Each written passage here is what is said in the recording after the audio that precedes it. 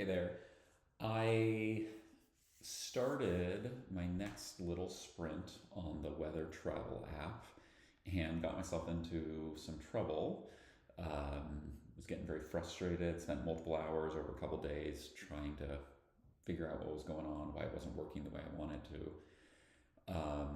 And ultimately decided it would be best if I didn't record because it was taking so long and was so frustrating, and took a step back to try and figure out what was going on, what kind of framework I needed to have in my mind to do what I was trying to do, and to maybe learn a couple new things about React. So I did that, and I've got it working, and I'm happy, um, and definitely learned some things along the way. So the code is already done. So for this video, I'm just going to do a walkthrough of what has changed and kind of what I learned and what I was trying to do. So I'll start with what I was trying to do. We've already been making API calls to get weather when we enter a destination, but there was a little issue in that certain locations have the same name. For example, Portland, Maine and Portland, Oregon. I looked at the weather API, and the way it works is if there are multiple locations with the same name or it's ambiguous in some way, it just returns the weather for the location of the largest population. So in that example, Portland, Oregon. That's not necessarily the behavior we want. We would want it to return all the locations, display that to the user so that they can then select which location they intended. There's another case where they enter a location and there's no match. We want to be able to handle that appropriately.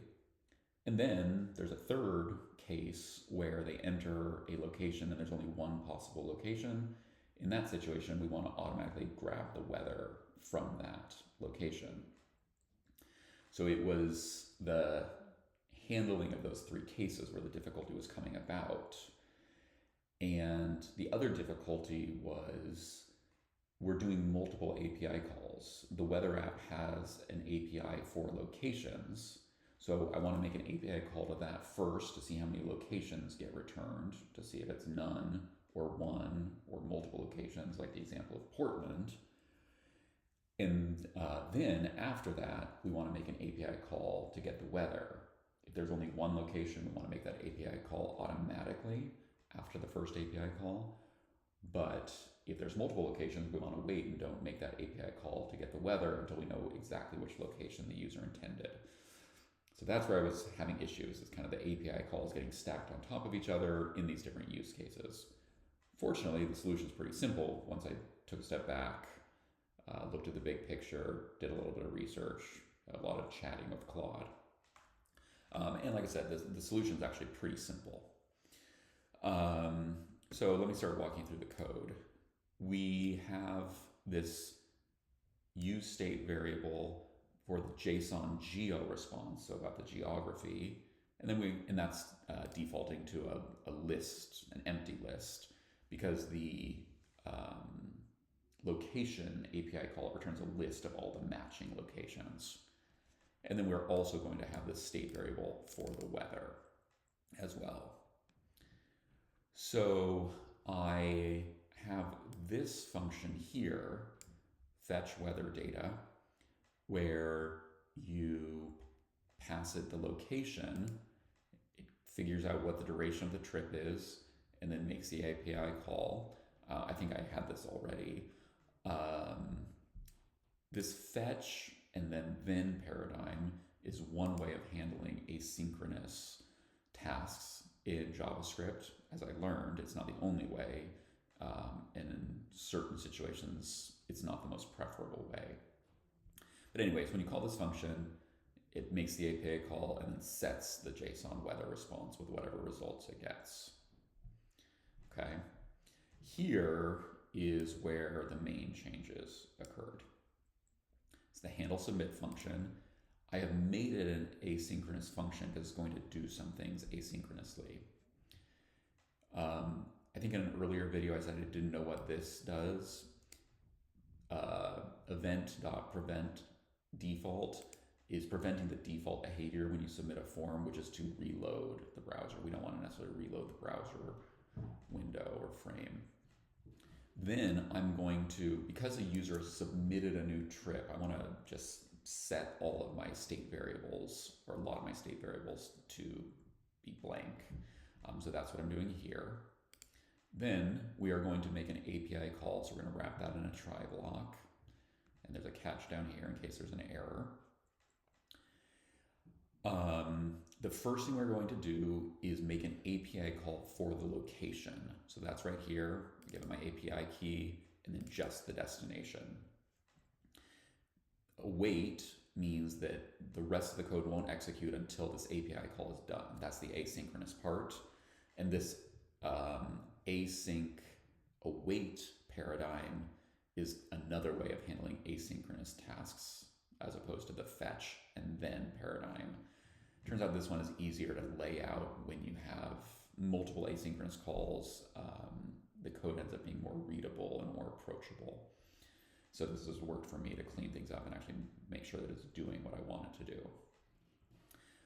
So then we get the response, JSONify it, and then we are going to set the JSON geo response. Then, like I outlined at the beginning, there's three possibilities.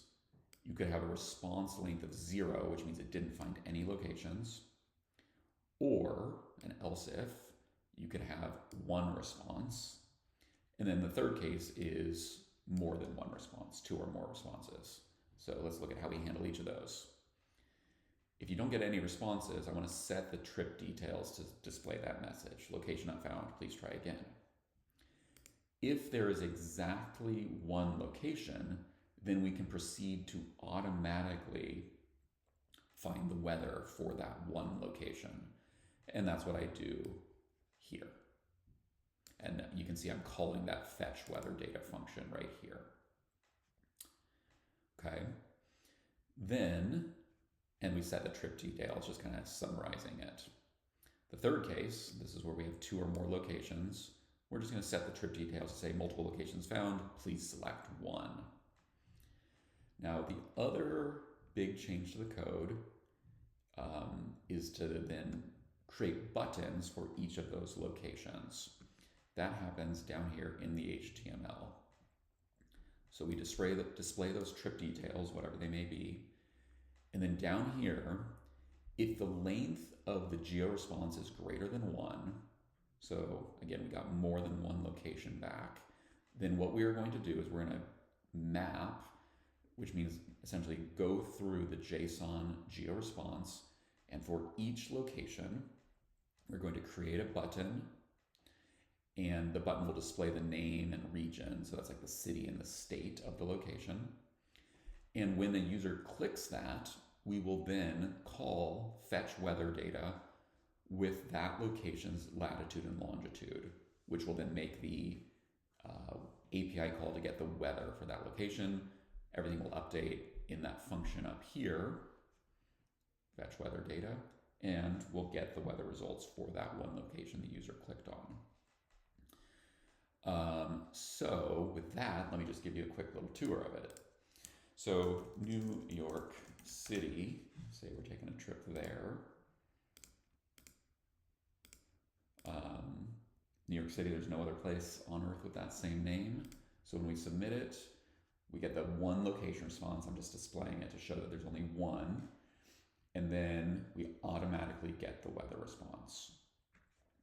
Now let's go, say we're taking a trip to Portland. So this is the one that should be an ambiguous case, multiple possibilities. So we submit that, and we actually get 1, 2, 3, 4, 5 different Portlands. And you can see the buttons are created there, and then the location response is here, which is a list of those 5 location objects. Let's say I am planning a trip to Portland, Maine. So I will click on Portland, Maine, and we have this weather response down here, which now has all the weather for Portland, Maine. The last case is if I type in something random where there's not going to be any sort of match, we submit that, it says location not found, please try again. Now, I do want to point out one other update that I made. You can see the app defaults to saying hello weather, but then if I go to a location, this is San Luis Obispo, California, it's my hometown, submit, I think there's only one place named San Luis Obispo, you can see that the title here updates to Hello San Luis Obispo, California, kind of just a nice little personalization. And I'll show where that is. That's right here. So we're using a conditional. I think there's maybe a special term for this, but I don't remember what it is off the top of my head.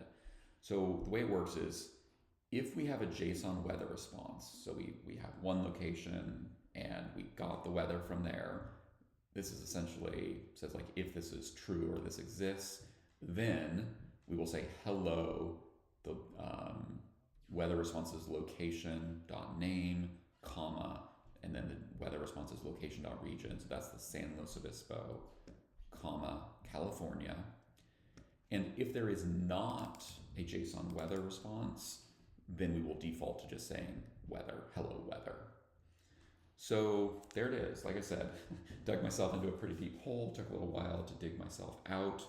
I'm happy with the results. I think it's readable, understandable. I learned a lot. It's easy to follow.